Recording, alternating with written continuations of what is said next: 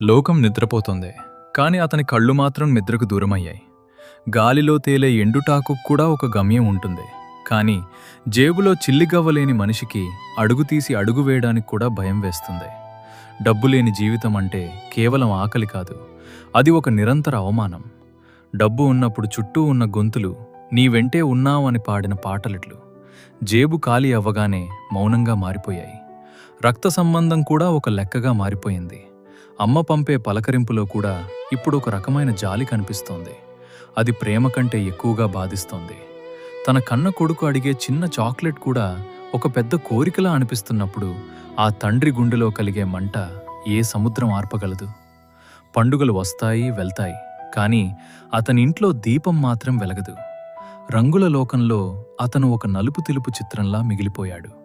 అప్పు ఇచ్చినవాడు వీధి మొనలో నిలబడి అరుస్తుంటే తన వ్యక్తిత్వం మొక్కలై